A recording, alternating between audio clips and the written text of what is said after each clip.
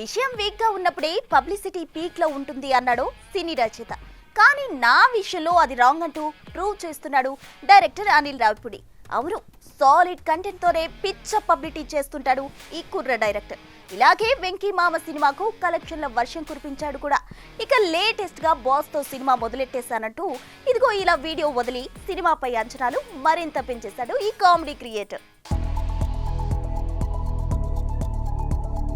నేను వాడకం మొదలెడితే అది మామూలుగా ఉండదంటూ సోషల్ మీడియాని పిచ్చగా వాడేస్తున్నాడు డైరెక్టర్ అనిల్ రావిపూడి.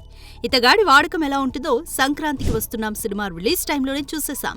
ఒక సినిమా పబ్లిసిటీ అంటే ఇలా చెయ్యాలా అన్నంతగా ప్రమోషన్స్ తో రచ్చ చేశాడు. ఒక రకంగా ఆ సినిమా అన్ని 100 కోట్లు కలెక్ట్ చేసిందంటే అనిల్ ప్రమోషన్ స్ట్రాటజీనే ప్రధాన పాత్ర పోషించిందని చెప్పొచ్చు.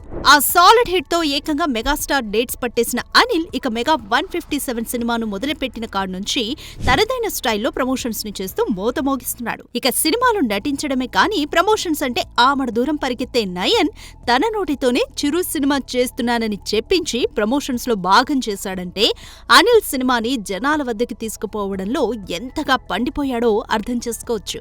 ఇక తాజాగా సినిమా సెట్స్ పైకి వెళ్లడంతో మరోసారి తనదైన ప్రమోషన్స్ కి పదును పెట్టాడు ఈ కామెడీ క్రియేటర్. చిరు ఫేస్ మీద క్లాప్ కొడుతున్న ఓ గిఫ్ట్ ని షేర్ చేస్తూ కళ్ళు అన్ని చెబుతున్నాయి. అత్యంత ఆసక్తిగా ఎదురుచూస్తున్న మెగా 157 ప్రయాణం ఈ రోజు సెట్స్ లో ప్రారంభమవుతుంది. ఎంటర్టైనింగ్ ఎపిసోడ్ తో ఈ సినిమా షూటింగ్ ను స్టార్ట్ చేశాం. 2026 సంక్రాంతికి రఫ్ ఆడిద్దాం అంటూ సినిమా సెట్స్ పైకి తీసుకెళ్లిన విషయాన్ని ఫ్యాన్స్ తో పంచుకున్నాడు అనిల్. సినిమా మొదలు పెట్టడంతోనే ప్రమోషన్స్ మొదలుపెట్టిన అనిల్ ముందు సినిమా అప్డేట్స్ ని ఏ రేంజ్ లో వదులుతాడా అంటూ ఓపెన్ గానే కామెంట్స్ చేస్తున్నారు మూవీ లవర్స్. చూడాలి మరి విడుదలయ్యే నాటికి పబ్లిసిటీతో ఇంకెంత రచ్చ చేస్తాడో. For more videos like this, subscribe Big TV channel.